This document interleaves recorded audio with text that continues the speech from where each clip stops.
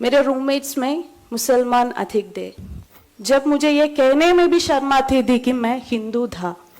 उन्होंने बताया कि इस्लाम दुनिया का सबसे अच्छा रिलीजन है, अल्लाह ही एकमात्र ईश्वर है। सभी गैर मुसलमान मेरे लिए काफिर हो गए। मैं मुस्लिम महिला की तरह कपड़े पहनने लगी। मंदिर जाना और मंत्र का जप करना व्यभिचार जितना ही गलत है। मैं नमाज के बाद यही दुआ करती थी। इसलिए मैं अपनी पूरी फैमिली को कन्वर्ट करने की कोशिश की। घर पर ही नमाज पढ़ना शुरू किया। अगर तुम गई तो हम चारों आत्महत्या कर लेंगे।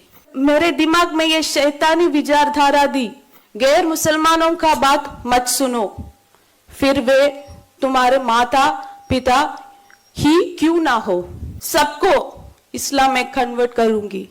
मुझे इस्लाम नहीं चाहिए। शिव के बिना कोई शक्ति नहीं है। मैं डॉक्टर अनघा केरल के त्रिशूर जिले से हूँ। वह मेरी बड़ी बहन अनुषा है और वो मेरी छोटी बहन अमृता।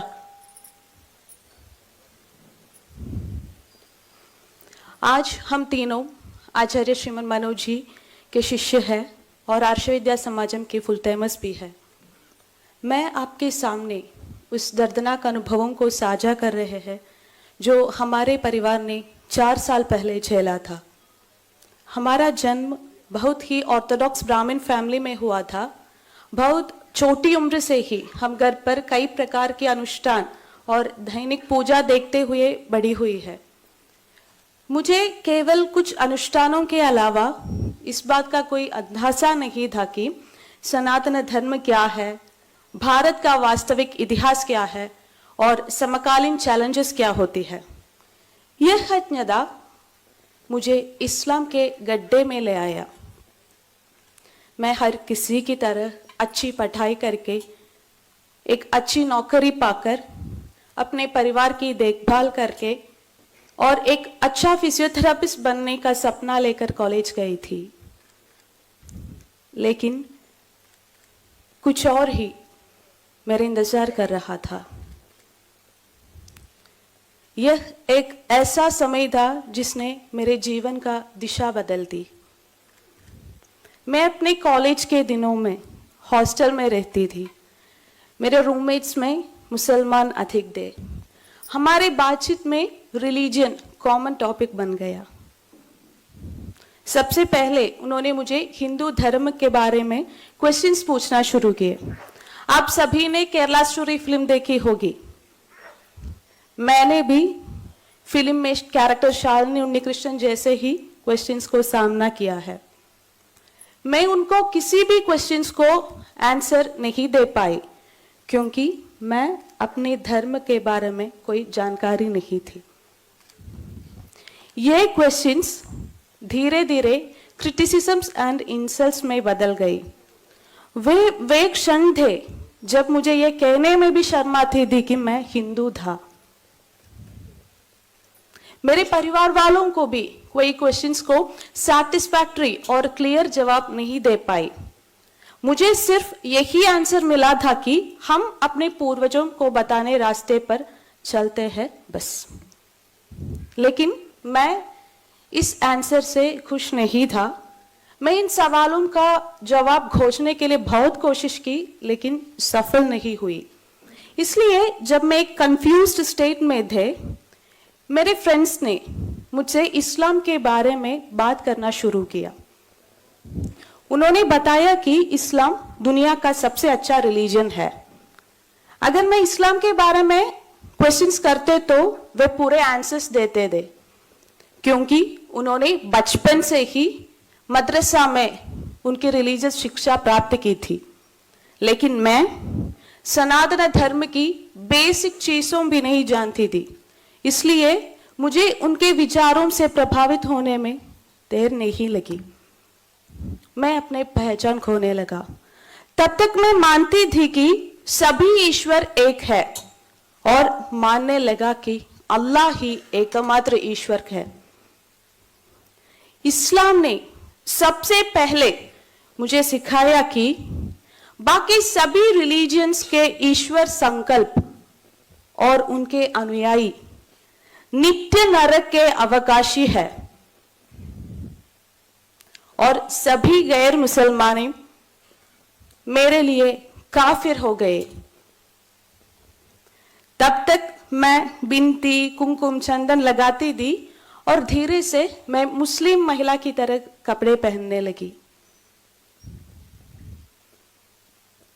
गाना, नाचना, सब कुछ मेरे लिए हराम हो गया।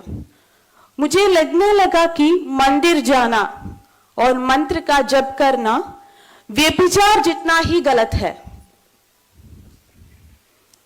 धीरे धीरे से हिंदू धर्म, देवी देवताओं, हिंदू अनुष्ठान, स्वयं हिंदुओं को प्रति नफरत आने लगी।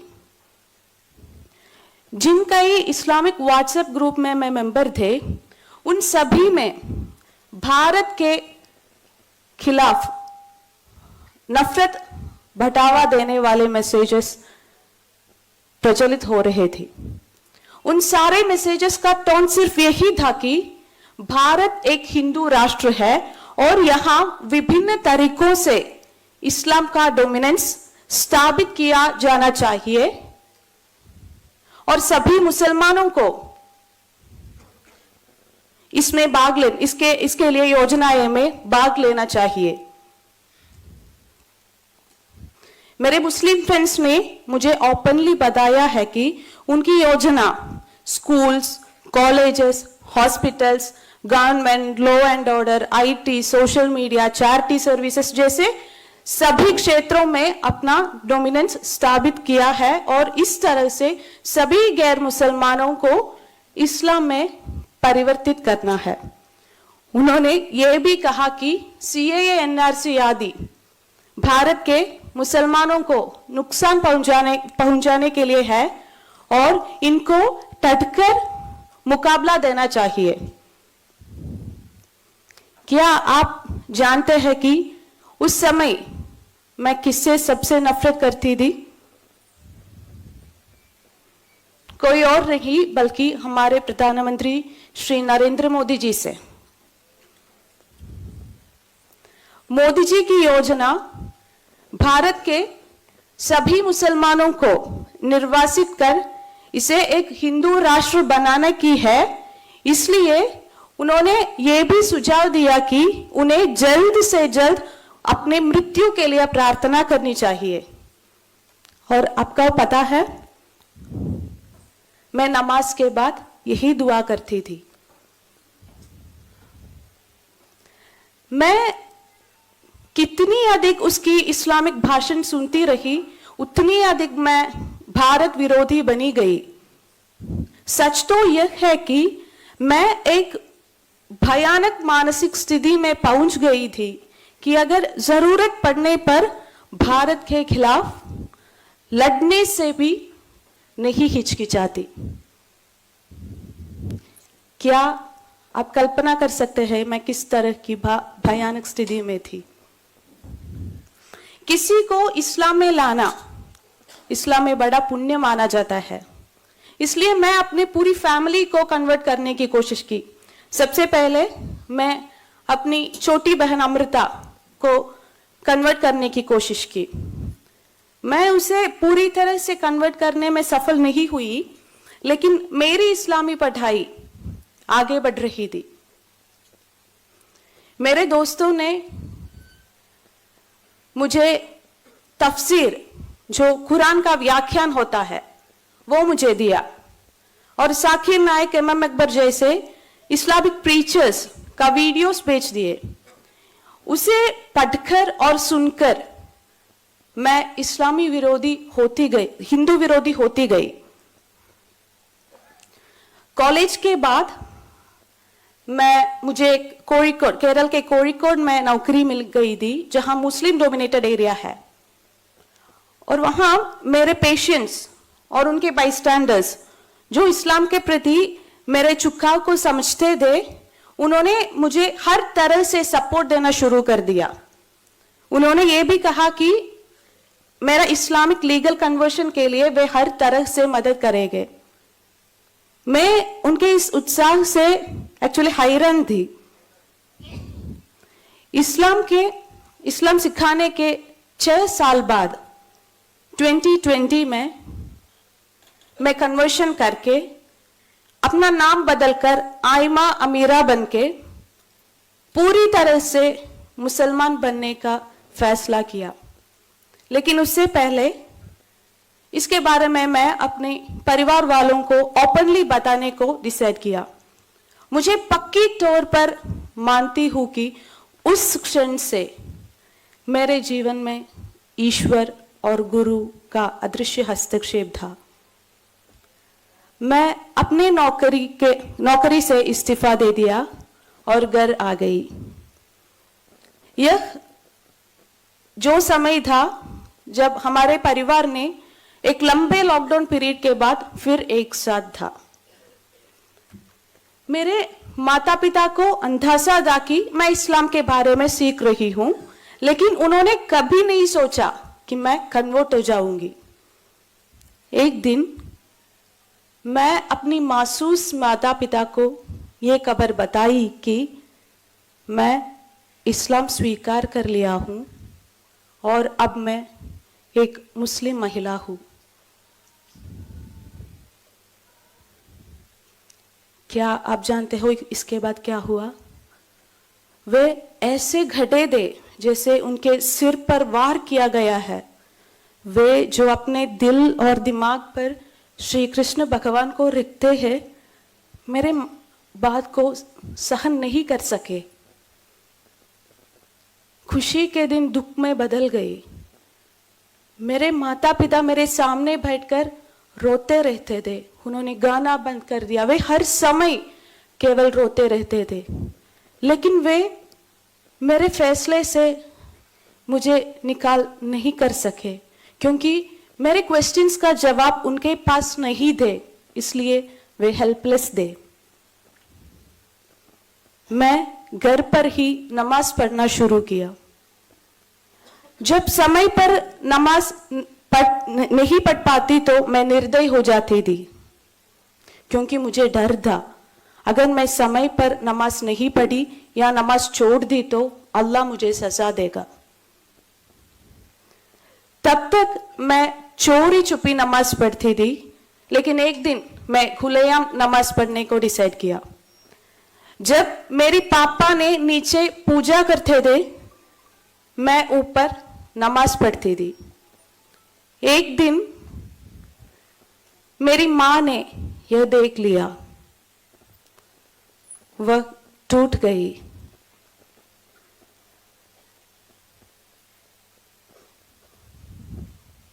उन्होंने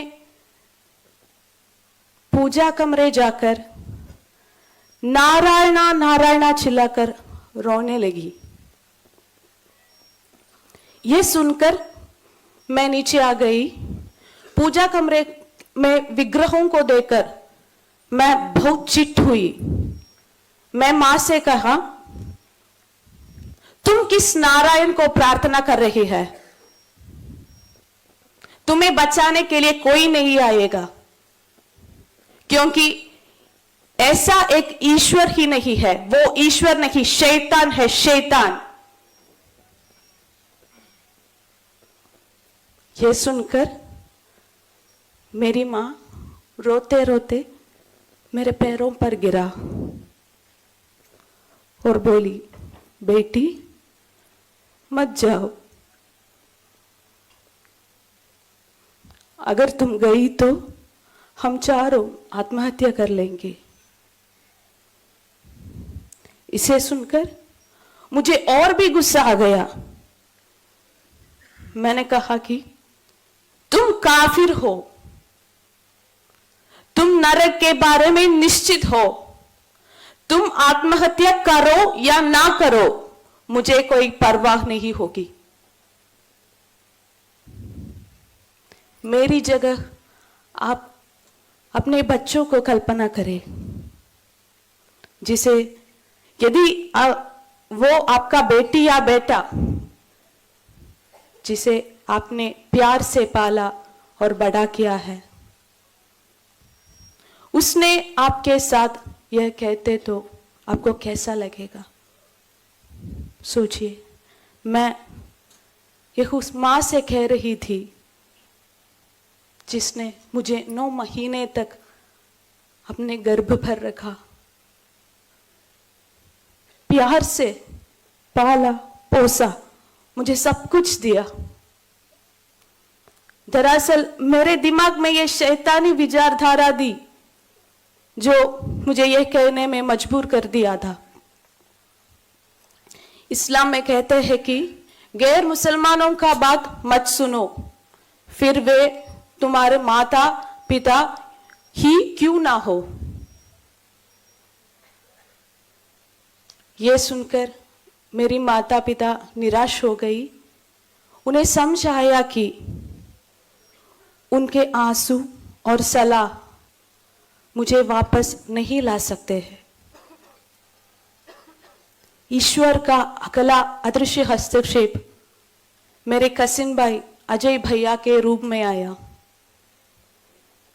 एक दिन उन्होंने कहा कि सिर्फ इसलिए हमारे पास तुम्हारे क्वेश्चंस का जवाब नहीं है, इसका मतलब यह नहीं है कि इन क्वेश्चंस का जवाब ही नहीं है। एक ऐसी जगह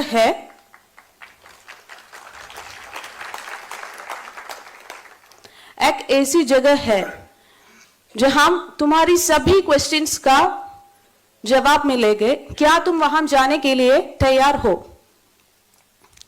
मैंने कहा कि मैं कहीं भी जाने के लिए तैयार हूं, क्योंकि मैं इस बात में ओवर कॉन्फिडेंस था कि मैं किससे भी इस्लाम के बारे में समझा सकती हूं। मैं इसके बारे में अपने मुस्लिम फ्रेंड्स को बताया। उन्होंने मुझे सख्त निर्देश दिया कि मुझे कहीं नहीं जाना चाहिए, लेकिन मुझे ऐसा लगा कि जैसे कोई मुझे अंदर से बुला रहे है, वहां जाओ, वहां जाओ। आज मुझे एहसास है कि यह कोई और नहीं था बल्कि मेरे गुरुनाथ का आवाज था।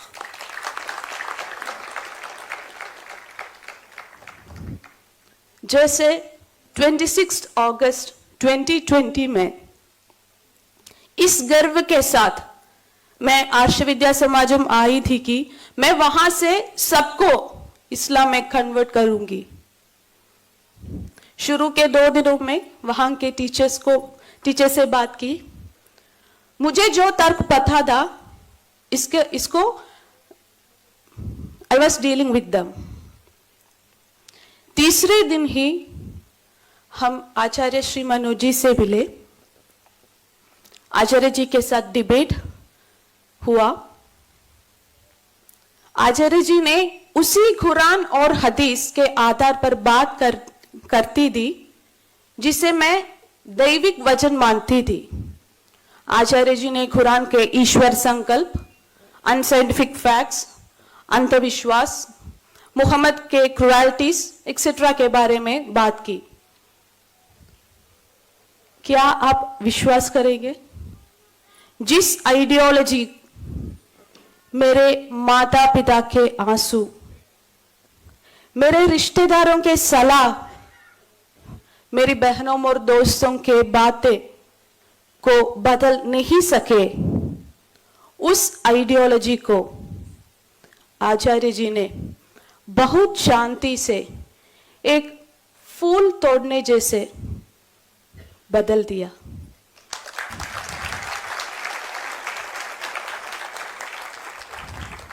जिस विचारधारा को मैं पिछले 6.5 साल सच मानती थी, उसे आचार्य जी ने सिर्फ और सिर्फ 3.5 घंटों से गलत साबित किए।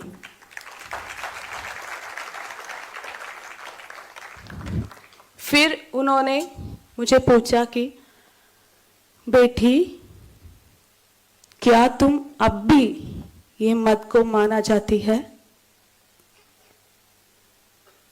मैं आचार्य जी के सामने हाथ जोड़े और नम आंखों से कहे, मुझे इस्लाम नहीं चाहिए।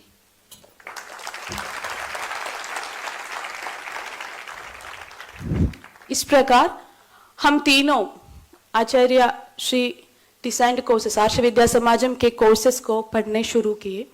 सनातन धर्म की महानदा और बाकी सभी रिलीजन्स का गतराओं के बारे में पता चला, भारत के ट्रू हिस्ट्री, आज समाज में हुए घटनाओं और आर्ष विद्या समाजम के एक्टिविटीज की महानदा और जरूरत को के बारे में ज्ञान हुआ और हम तीनों आर्ष विद्या समाजम के फुल टाइमर्स बन गए। जब हम सनातन धर्म में वापस आने के अपना अनुभव साझा करते हैं तो कई लोग हमारी अप्रिशिएट करते थे। वे आर्ष विद्या समाजम की नारी शक्ति के बारे में प्रशंसा करते थे। लेकिन एक बात याद रखिए, शिव के बिना कोई शक्ति नहीं है।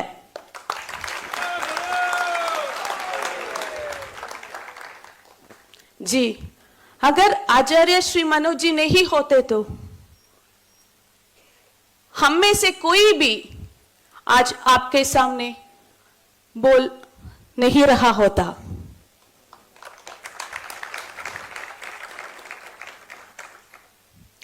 हम में से प्रत्येक उनके प्रति अधिक श्रेणी है। इसको चुकाया नहीं जा सकता, भले ही हम अपना जीवन उनके चरणों में समर्पित क्यों ना कर दे।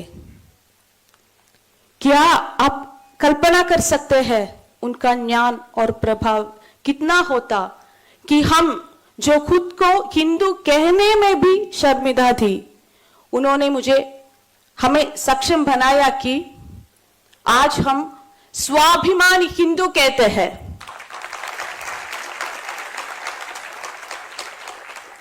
सनातन धर्म को पूरी तरह से नष्ट करने पर आमादा दे उन्होंने हमें सनातन धर्म के ध्वजवाहकों बना दिया।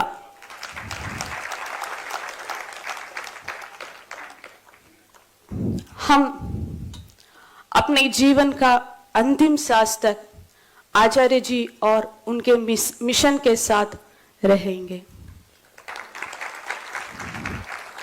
हम में से प्रत्येक आज की पीढ़ी का एक क्रॉस सेक्शन है।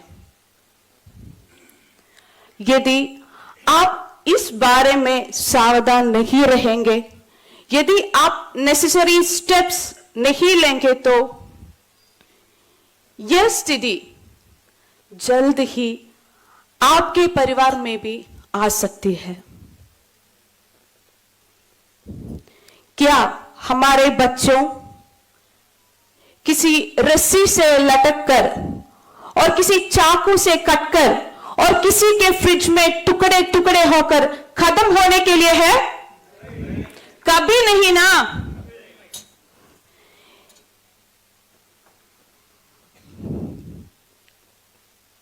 हम कब तक इस तरह डरते रहेंगे, शौक मानते रहेंगे?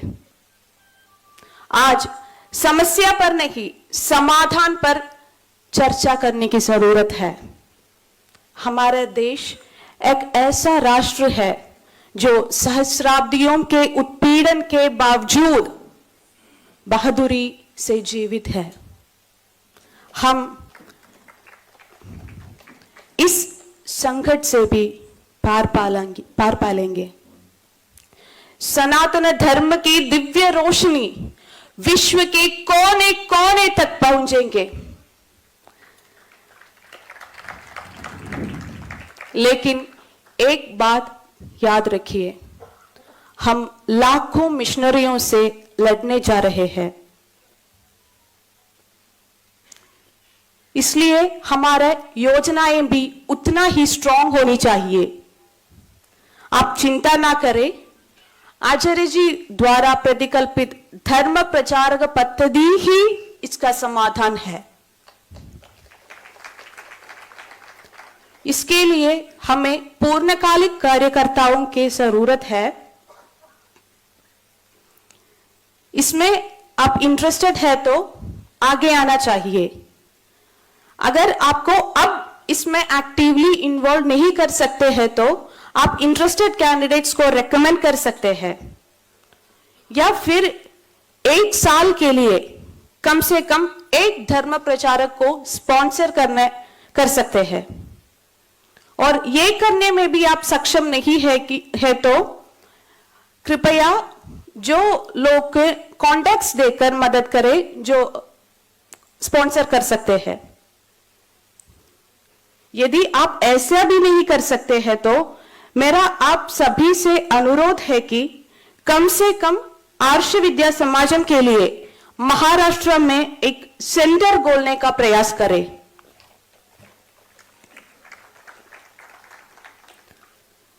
मैं अपनी एक्सपीरियंसेस आपकी सहानुभूति या प्रशंसा पाने के लिए नहीं बताए।